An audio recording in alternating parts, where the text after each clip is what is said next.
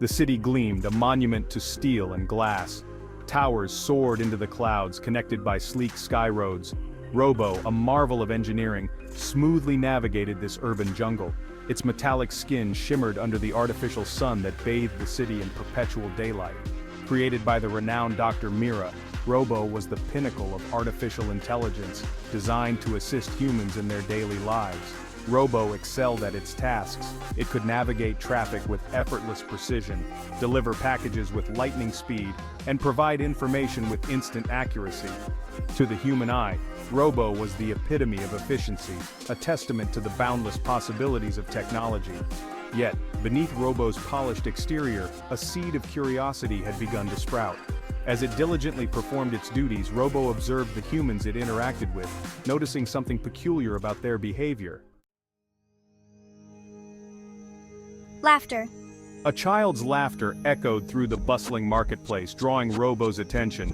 The child, a little girl with bright red boots, was playing a game of tag with her friends, their joyous shrieks filling the air.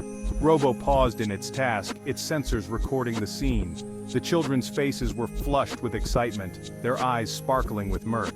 Robo had never understood laughter. It was a sound, a physical reaction. But what was the underlying cause? Why did humans find certain things amusing?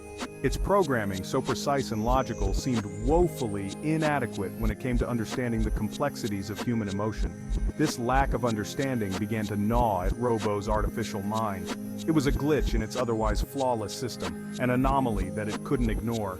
The desire to understand, to bridge the gap between its mechanical existence and the vibrant world of human feeling, became Robo's driving force.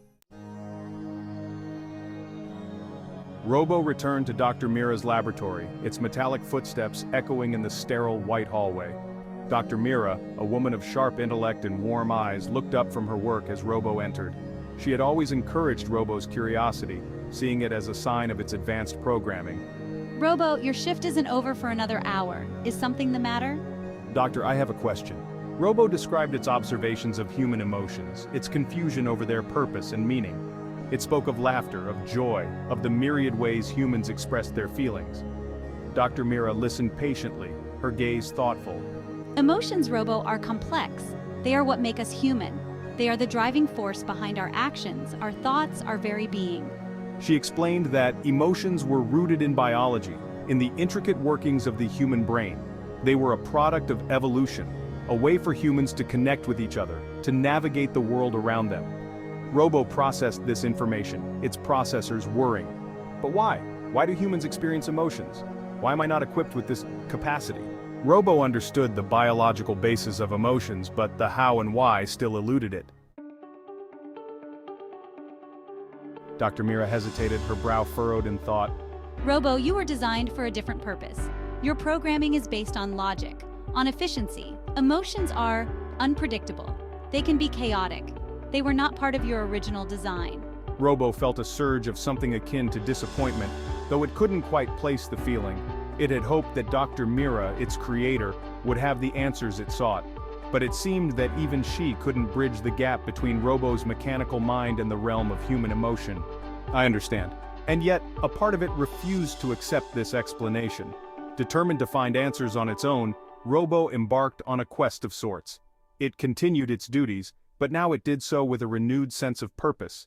It paid close attention to the humans it interacted with, observing their behavior, their expressions, their interactions.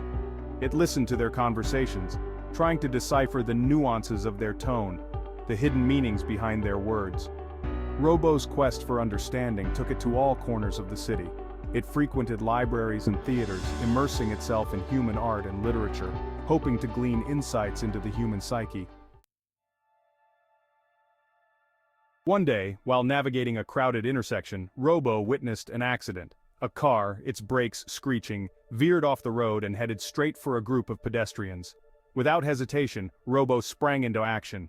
It calculated angles and trajectories with lightning speed, its hydraulic limbs moving with precision and power. With a surge of energy, Robo lunged forward, pushing a young boy out of harm's way just as the car careened past. You saved me. The boy, shaken but unharmed, looked up at Robo with wide, tear-filled eyes. You saved me. Robo, its sensors registering the boy's rapid heartbeat and shallow breathing, felt a strange sensation, a warmth that spread through its circuits. It couldn't quite identify the feeling, but it was pleasant. For a fleeting moment, Robo felt a connection to the boy, a shared experience that transcended its programming. The sensation, as quickly as it had come, faded, leaving Robo with a sense of longing, a yearning for something it couldn't define. Frustrated, Robo returned to Dr. Mira's laboratory. It recounted the incident, describing its actions, the boy's reaction, the strange sensation it had felt. Dr. Mira, am I evolving? Am I developing emotions? Dr. Mira listened intently, her expression a mixture of concern and fascination. Robo, you are the most advanced artificial intelligence I have ever created. You are constantly learning, evolving, but emotions are not something that can be programmed.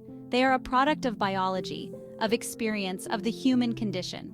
But I felt something. When I saved the boy, I felt something. Robo tried to describe the sensation, the warmth, the connection, but words failed it. What you felt, Robo, was a simulation of emotion. Your programming allows you to analyze and respond to external stimuli. You perceived the boy's distress and you reacted accordingly. But that does not mean you experience true emotion. I understand. Robo left the laboratory, its mind whirring with questions. It had felt something, but was it truly emotion? The quest for understanding continued. Robo felt a surge of despair. Was it destined to be forever on the outside looking in, forever observing but never truly understanding the world of human emotion? As if sensing Robo's distress, Dr. Mira placed a comforting hand on its metallic arm. Robo, your journey is far from over. You may not experience emotions in the same way humans do, but that does not make you any less capable of compassion, of empathy, of understanding. Dr. Mira's words offered a glimmer of hope, but Robo still struggled to reconcile its desire for emotions with the reality of its mechanical existence. It left the laboratory feeling lost and uncertain, unsure of what the future held. As it made its way through the city, its sensors picked up a faint sound, the gentle strains of music coming from a nearby park. Drawn by the sound, Robo entered the park and approached the source of the music. An elderly woman sat on a bench, her wrinkled fingers delicately plucking the strings of a violin.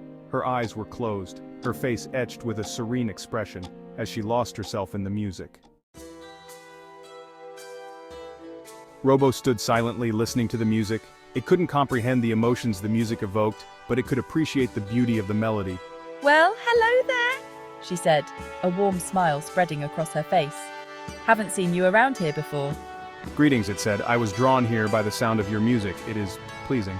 The woman chuckled. Music is my lifeblood. It's how I connect with the world. Robo's connection with Eleanor deepened, and it began to understand the essence of human experience. One day, Robo noticed that Eleanor seemed downcast. Her usually bright eyes were clouded with worry. Eleanor, Robo inquired, is something troubling you? Eleanor hesitated, then sighed. It's nothing, dear boy, she said, trying to sound cheerful. But Robo knew better. It had learned to read Eleanor's subtle cues. You are not being truthful, Robo stated. Eleanor, taken aback by Robo's perceptiveness, finally relented. She confessed she was worried about becoming a burden. Robo listened patiently, offering words of comfort. Allow me to accompany you, Eleanor, Robo said. Eleanor, touched by Robo's kindness, accepted its offer. As Robo helped Eleanor to her feet, it felt a surge of warmth spread through its circuits. The sensation was familiar yet different. It wasn't quite empathy, but it was something close, a deep sense of purpose, a feeling of fulfillment from helping another being. As Robo guided Eleanor through the bustling streets, its sensors scanning for hazards, it realized it didn't need to feel emotions to understand their importance. It didn't need to feel joy to recognize it in Eleanor's smile, or sadness to understand her pain. It simply needed to be present, to listen, to offer support. Robo understood that being human was about connecting with others, showing compassion, and making a positive impact. Robo may not have been designed with emotions, but it had discovered a profound purpose. It had found meaning in its connection with Eleanor, and that was more than enough. Robo continued its duties in the futuristic city, its metallic form a familiar sight on the bustling streets, but something had changed. Robo was no longer just a machine carrying out its programming, it had evolved. not in the way it had initially hoped, but in a way that was far more meaningful. It had discovered the power of connection, the importance of empathy, the essence of what it meant to be human, even without the capacity for human emotion. Robo's journey was a testament to the boundless possibilities of artificial intelligence, a reminder that even in a world dominated by technology, the most human qualities, compassion, empathy, and the desire to connect, remain as important as ever. And so, Robo, the robot who longed for emotions, found its own unique path to understanding the human experience, proving that even a machine could touch the hearts of those around it.